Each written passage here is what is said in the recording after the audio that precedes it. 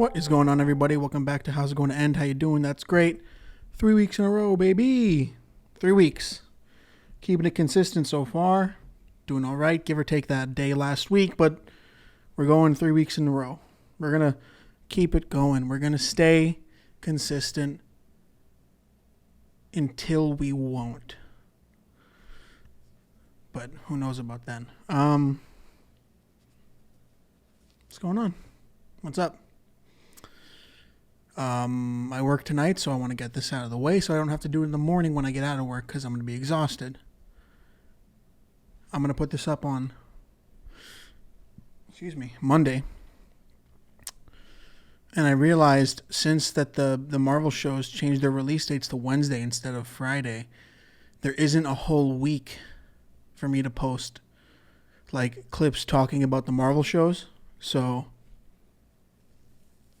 I only have like 3 days until the Wednesday of the next episode. Then my talking about it is kind of fucking useless. Maybe I should put these out on Friday. If I weren't so fucking lazy, I would do that. If I weren't so lazy, these would be coming out on a Friday. But we'll see what happens. Maybe I won't be lazy for a fucking second. Ton of stuff to talk about. I need to work on that segue into talking about like stuff and not talking about stuff. You know what I mean? I think that's like a podcast thing that you learn, I guess, over time when it comes to maneuvering through like the boring shit into actual stuff people want to hear about. But then again, who really wants to hear from me? That's the thought that's always kind of creeping up in the head, you know? Right here. Always being like, who cares? Why are you doing what you're doing? Who gives a shit?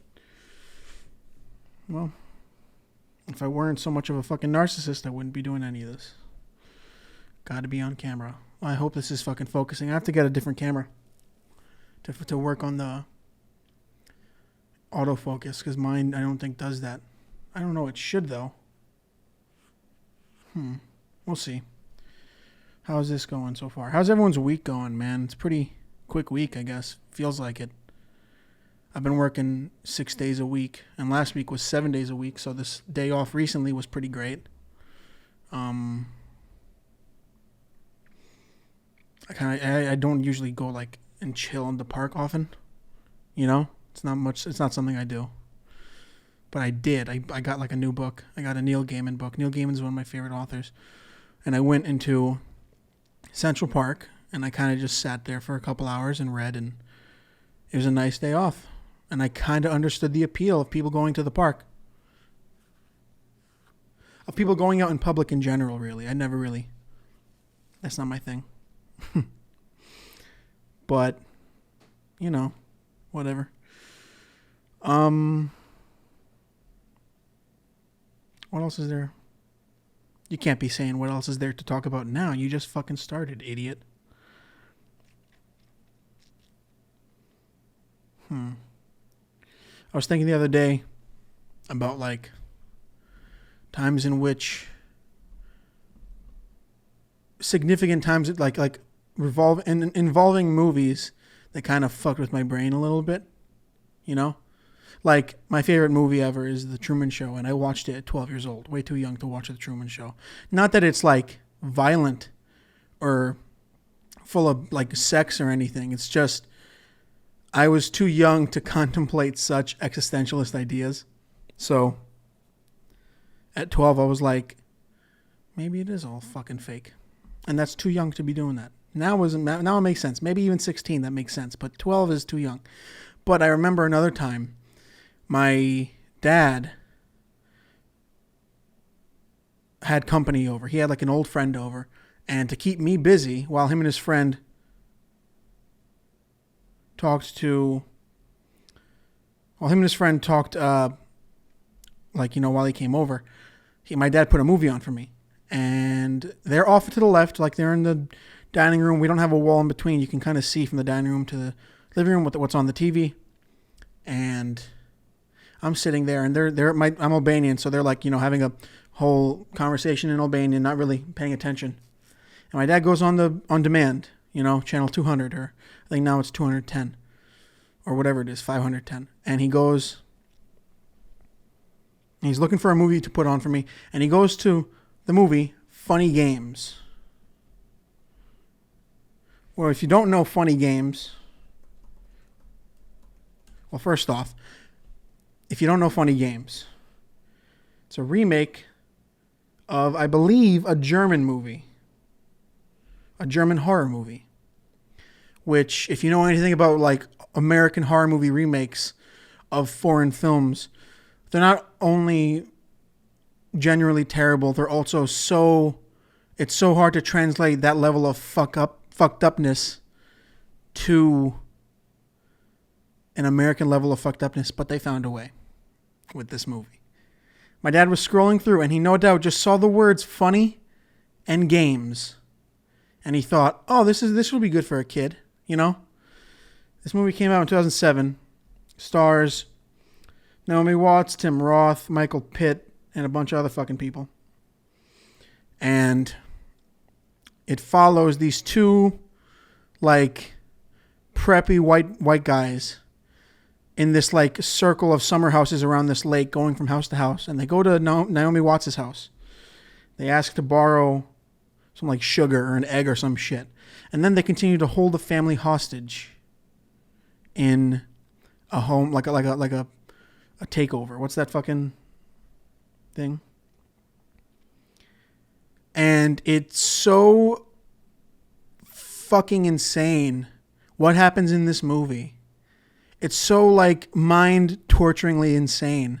And I think I was younger than 12. I must have been 7 or 8 or 9 watching this movie when my dad put it on. He saw the words funny in games, and he was like, oh, this should be fine. This should be fine for kids. He didn't read the synopsis that was right next to it. He saw funny games, and he went fine. And I'd say I haven't seen it since then. I wasn't a huge fan. Although some moments of this movie are fucking batshit fucking insane. About half an hour into the movie, or maybe even less, these two, like, preppy white guys they kidnap this family, they tie them the fuck up, and they just start, like, torturing them. And Tim Roth, I think they, like, shoot him or whatever in front of the wife and kids. The son runs to the next house. They follow him, and the only way they find him is because he pisses his pants, and they follow the pee trail. And when it comes to Naomi Watts, this is what's insane about the movie. I've never seen the original. I think the original came out in 97. It's a German original, I think. And, well, in this part of the movie, Naomi Watts takes the gun that the younger brother was, like, holding or that he set down and shoots the younger brother of the two white guys. Like, blasts him, and he flies across the room, I think, and kills him instant. The older brother, who, this guy, I've seen him before. I think he's in Boardwalk Empire. Michael Pitt. He is, like, all upset at first, and he's like, what the fuck? What did you do? But then he, like, he puts his hand, he's looking for something in the couch or whatever, and then he finds a remote, and he presses rewind on the remote, and then the entire scene goes back. And it brings the brother back to life to before she grabs the gun. And then they continue from there.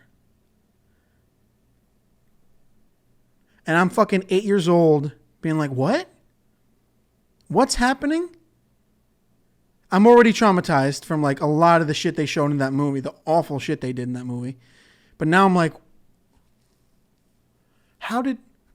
is that just supposed to be like a fucking,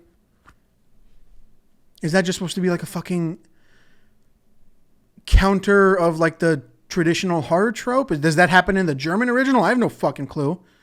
And then the movie ends with they take Naomi Watts out into the lake. They, like, strap her to fucking cinder blocks and they toss her in the water. End of movie. And then I think it ends with the brothers going to the next house being like, hey, do you have any sugar?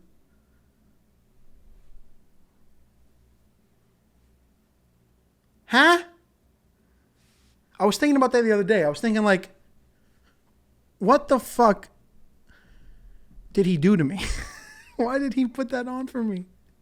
Who knows what that impacted in my life later on? I don't know. That shit's funny. That shit made me laugh, dude. It made me laugh now. Back then, it made me fucking terrified. Home invasion. That's the fucking phrase I'm thinking of. That's my, like, one of my greatest fears is a home invasion. Something about just the pure vulnerability is probably says a lot about my mental state, but Jesus Christ, that's fucking terrifying. That shit is terrifying. And that's a great story to start the podcast with. Nice. Nice, kid. I don't know. That shit fucked me up, though. I was thinking about that. Like, what other movies do I remember that truly, like, fucked with my brain? Remember Lovely Bones? I think Peter Jackson directed that. I need to find out.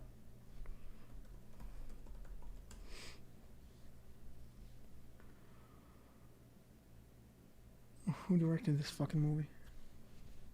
Yeah, Peter Jackson. Lovely Bones starring Saoirse Ronan and Mark Wahlberg and Stanley Tucci. Which, like, Stanley Tucci is one of the greatest actors that I can think of when it comes to playing a character. You know what I mean? I think there's, like, actors that can do a performance or a portrayal. But if you put him in, like, specific getup and specific look, that is kind of insane.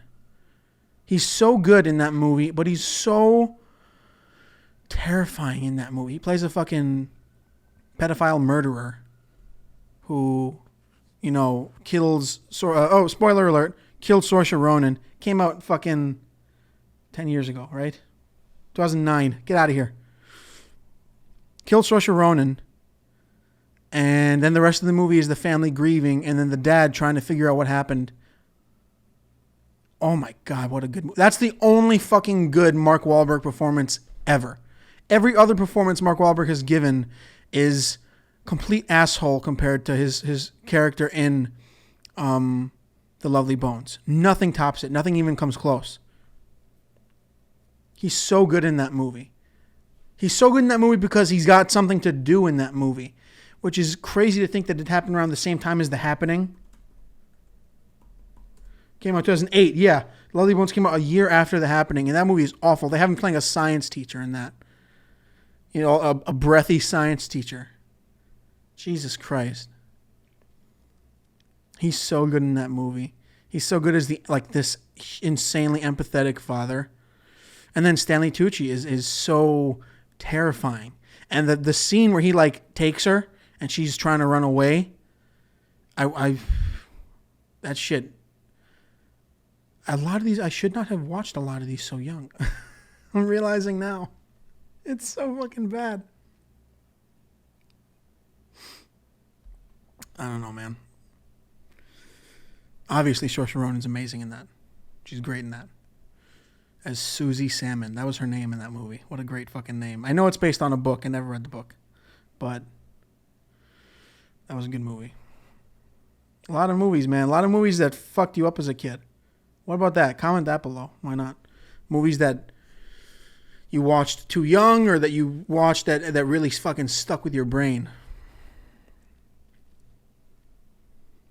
I don't know. That's just crazy. And that's what I have here on my notes. It just says funny game story. And I got what? I squeezed 10 minutes out of that? Sweet. Oh, man.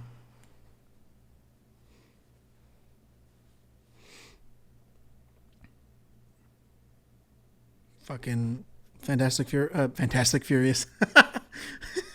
Fantastic Furious. That's what the next one should be called. Fast and the Furious 9 came out. Titled F9 The Fast Saga, I think. Which is like, yeah, that makes sense.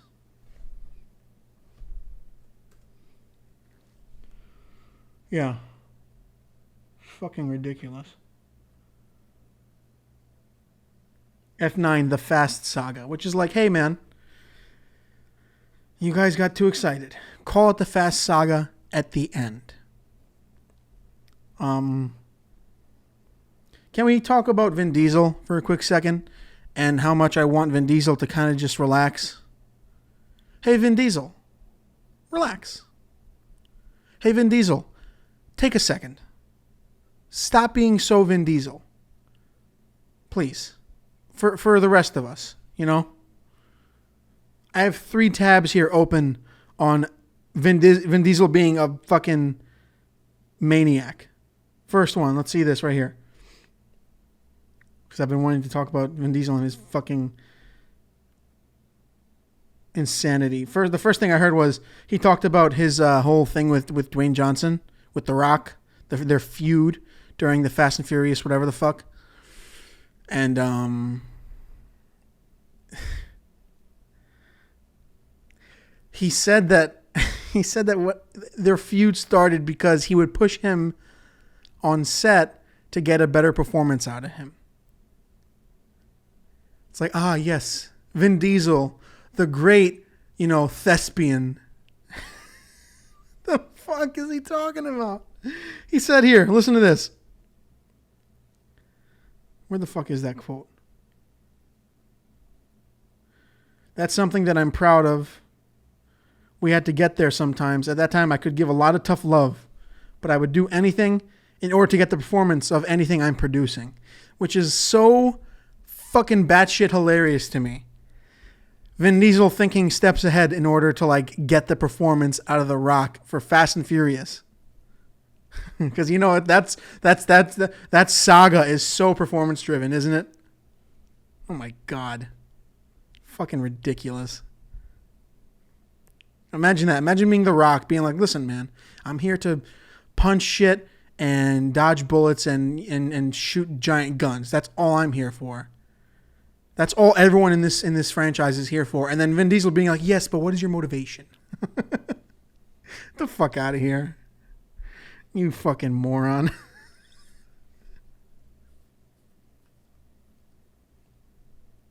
Also, put sleeves on. Your arms aren't that impressive, Vin. Put sleeves on. Everything he wears is sleeveless. You fucking joke.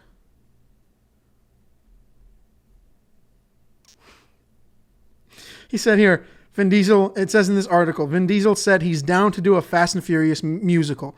Can someone shoot him with a tranquilizer dart? Just put him down for 7 to 10 years, just put him to sleep? Can we just put Vin Diesel to sleep for a solid decade, please? Just so that we can all kind of take a breather. Let's see what this fucking...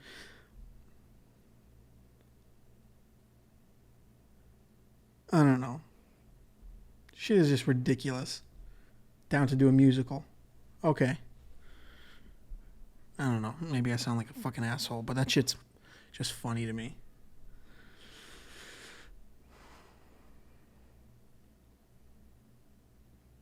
Vin Diesel says that that Universal Pictures wants to close out the saga, even though part 9 is already called the saga, in 2 parts. So they're saying that there's going to be 2 films left, basically, which 2 more last rides, basically.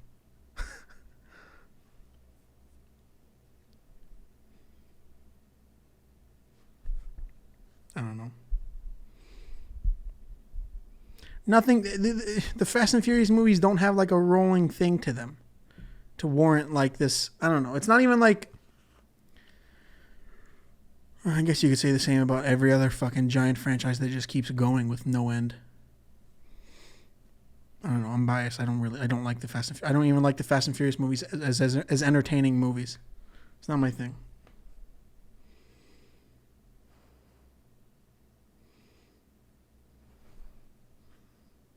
I know people are going to feel like it doesn't have to end, but I think all good things should. Hey, man, why would you blame people for thinking it's not going to end? You're on movie 9, and the 8 previous don't mean shit. The 8 previous Fast and Furious movies don't mean a thing. You got, former street racers going to space. Of course, why wouldn't they think that you're going to meet with the Jurassic Park people? Right? Come on, man. fuck out of here. I haven't seen it. Fantastic Nine. That's what I'm gonna call it. Fantastic Furious 9.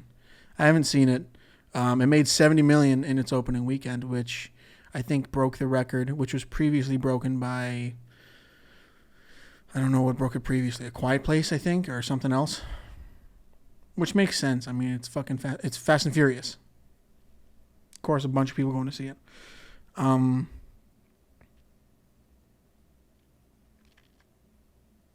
then they got like Black Widow coming out, which is like, is that supposed to encourage people to go to the movies? Black Widow. Good luck with that. Good luck with that, Marvel. This is a movie that you should have put out on a streaming service fucking a year ago. Good luck with that. I would be surprised if that movie broke 50 million or 40 in its opening weekend. I think that there's definitely people that are going to see it in theaters. I don't think it's going to be enough people to warrant like anything crazy. Anything worth noting. You know what I mean? I think that it's going to go in theaters and then eventually it'll be on Disney Plus, and that's where most people are going to see it.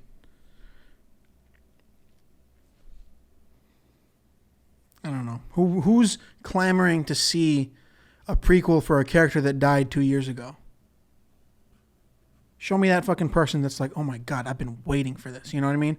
I still talk about how crazy it is that they were going to begin phase 4 with this movie. Fucking batshit.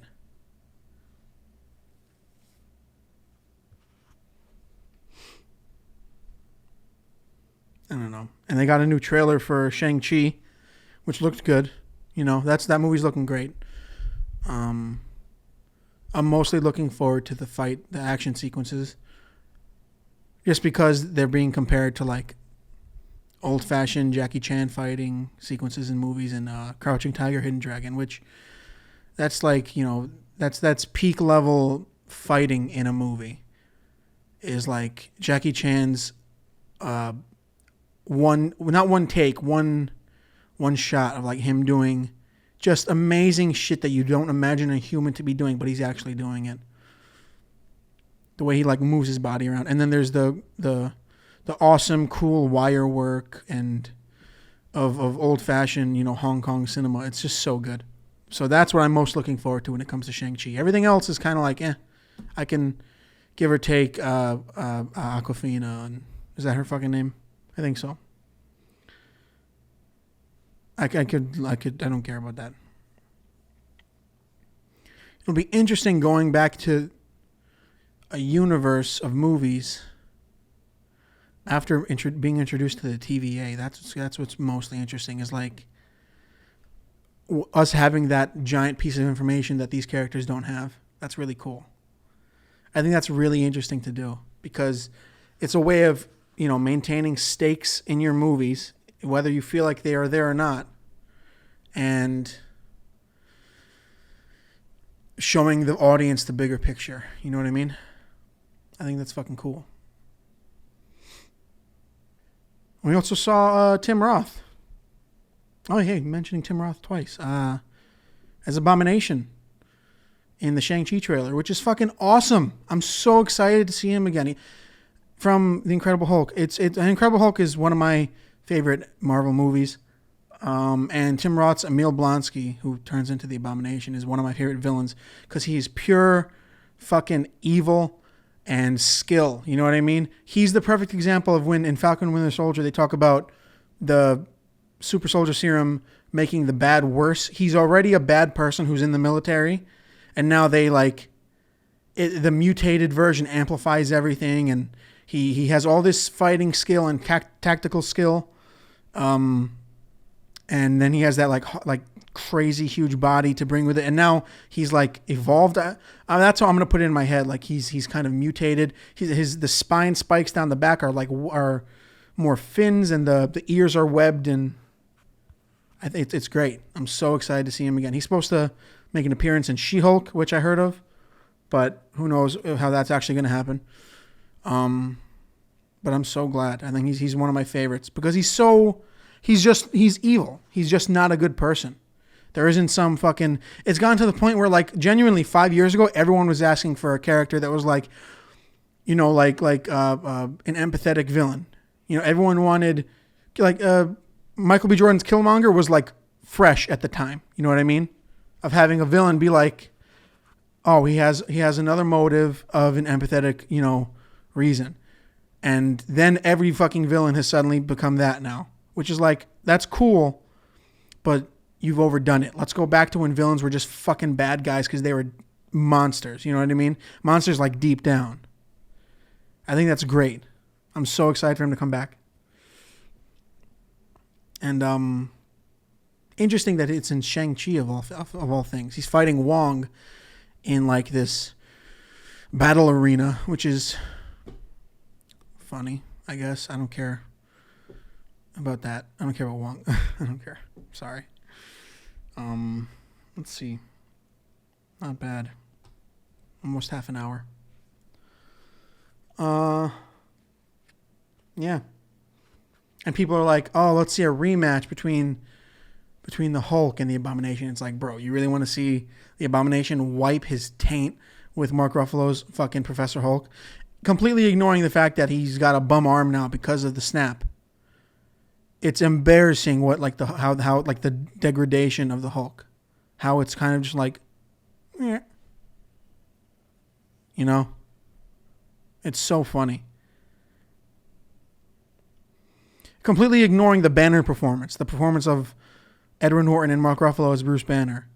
It's insane how much they really dumbed down the Hulk to eventually turn Ruffalo's Hulk into fucking Mark Ruffalo. Like, why would you... I don't know.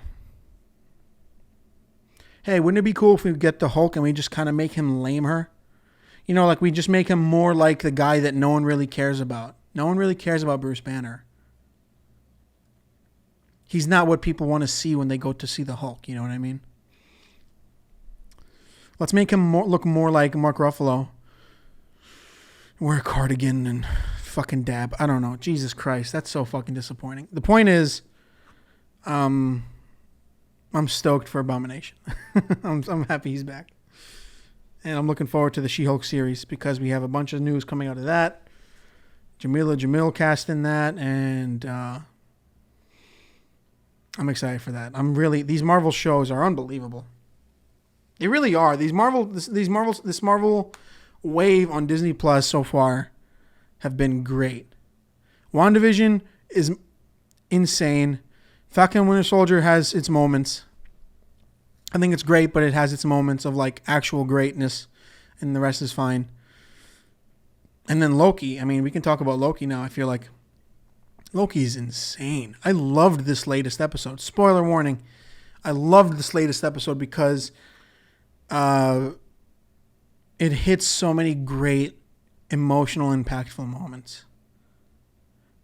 And we learn about the TVA and how they're all variants apparently, which, you know, leads to so many great questions, and it could be the largest change ever, which is like the one thing that's been kind of fucking with me when it comes to the TVA and this episode and all that is like the Minutemen are useless. The Minutemen, unless they're coming across someone who's never heard of them, are fucking useless. They get their asses kicked every goddamn second. Get guns that shoot that erasing shit, guys. You have to get in close combat and you're all not fighters. Get guns and shoot that shit from far. Also,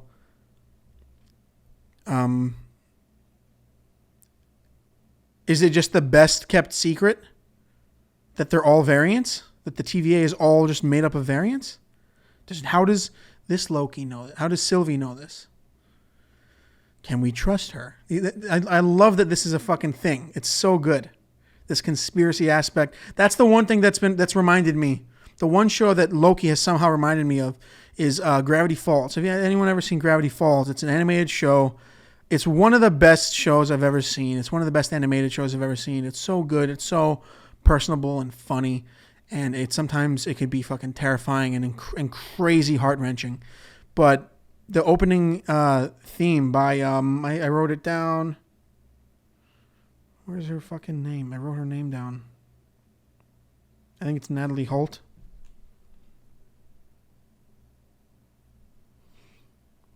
Yeah.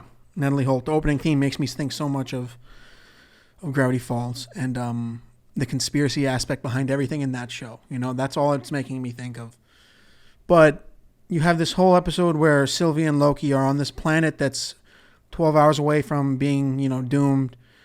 And by the end of it, they learn more about each other. They kind of get they get a little closer in that Loki kind of sees how he would have turned out if he knew he was adopted early on. And Sylvie sees how she would have possibly turned out if she had grown up with any kind of maternal figure. And I think that's a really interesting way to kind of match between them.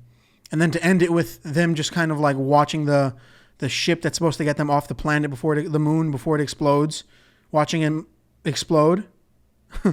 And Loki's there looking, but Sylvie just kind of walks away while everyone else is just in awe. And then ending it there, that's some fucking balls, dude.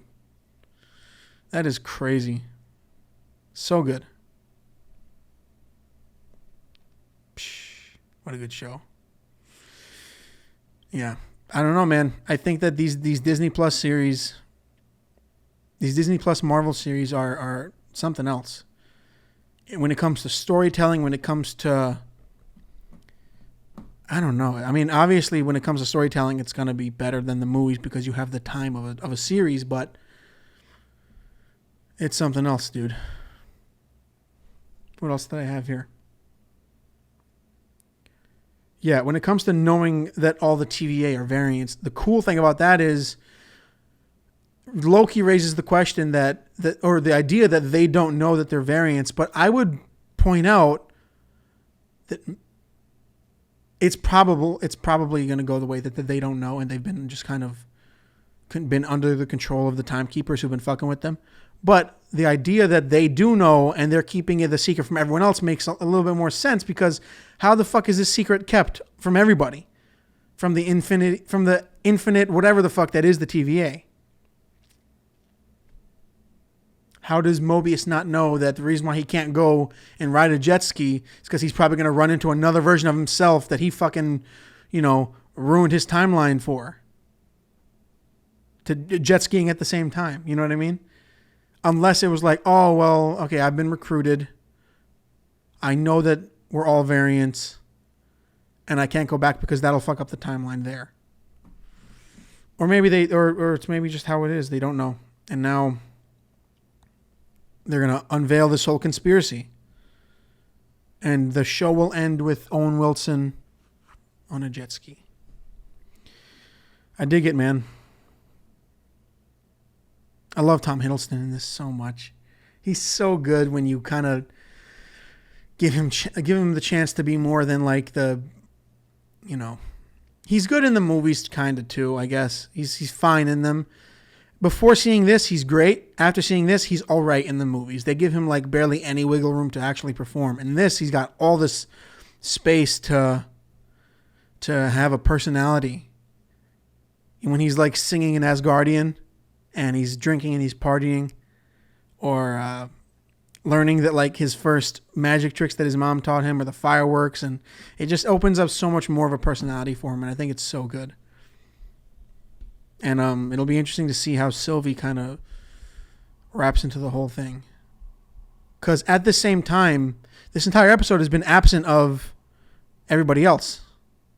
The entire rest of them. So, of Mobius and all of them. So it'll be interesting.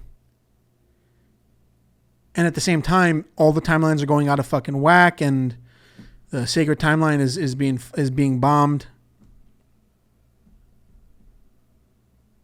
A lot going on. What a good show. What a good fucking show, dude. What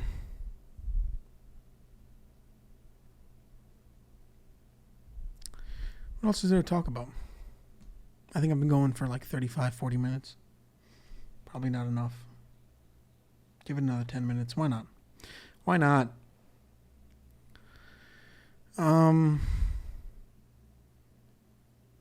It's Tobey Maguire's birthday. Happy birthday, Spider-Man.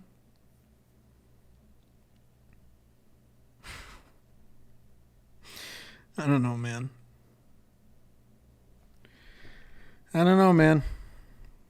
I'm still stuck up on that fucking Vin Diesel bullshit. I mean, listen, The Rock isn't a good actor. He's an entertainer. You don't need him to do a performance. But to have Vin Diesel, who's not a good actor and barely an entertainer, be like, yes, I was trying to pull that out of him. I know that it's ridiculous to bring that up again now, but that's all I'm thinking about. That's all I can get in my fucking head. Oh yeah, I mean, when it comes to Loki, I'm all over the place. Sorry. When it comes to Loki, thinking about the idea that Sylvie and Loki don't know each other's powers is so cool to me. We're also learning more because now we have the time to learn more about his powers, and they can really just make up anything because all we know is that he can turn into other people and mimic things and pull shit out of his ass. But seeing Sylvie's ability to enchant, like project memories and fool people from outside their bodies. I always thought that Loki could, but I guess they never really showed it, so I guess not. And then he was able to just straight up stop something from falling on them. Which, how'd you do that, buddy? You could have just had him do anything now at this point. He's a god. Giant god. You can have him just do anything and it'll be like, all right, makes sense.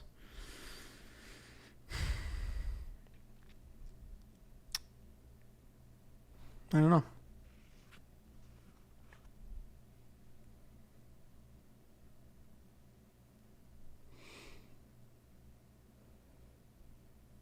I need to find another show to watch. I just finished Narcos. What a good show that was. It's also Wagner Moura's birthday. Played Pablo Escobar. Happy birthday, Wagner Moura. Thinking about starting or rewatching something. What was I going to rewatch? This is a terrible chunk of a podcast. This is awful. I'm so sorry. And as if, like, the ego of me to be like, I'm so sorry, apologizing to people who aren't fucking here. You know what I mean? What a dickhead. Ooh, that's what I can talk about. To nobody. Black Summer. I think I'm going to do a video where I talk about how amazing of a show Black Summer is. Considering it. I haven't done like a video on something like that. It's not going to be much of a review like how I do when something kind of drops and I review it, but more like a analysis or something. It's such a good zombie show. It's so good. Every aspect of it is I love it. It's shot so differently. It's shot so uniquely. The story is told in so many different ways, in so many untraditional ways. And it's just so refreshing to see like a good zombie show after whatever the fuck The Walking Dead has been doing for the last 6-7 years. Man, I don't know. I'm definitely considering it just because it's so good.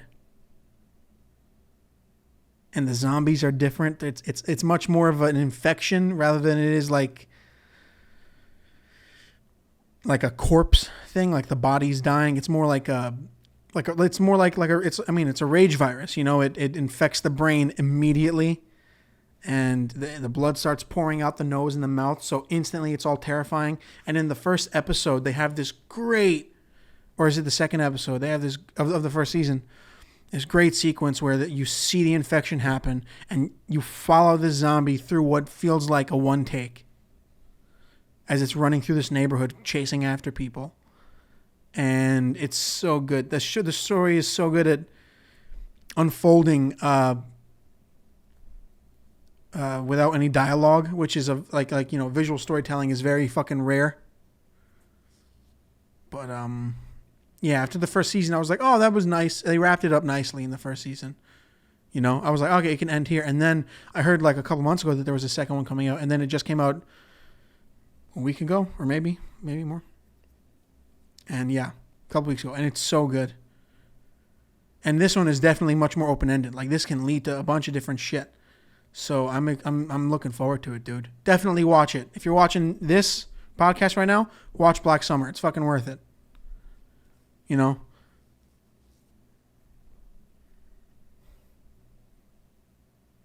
I think that's it, man.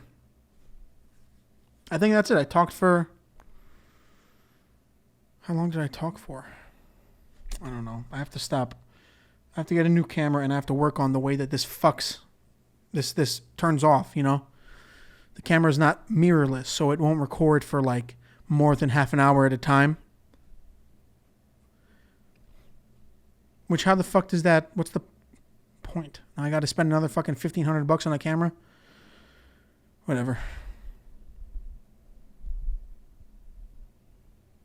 All right. I'm going to stop it here. I think this is solid.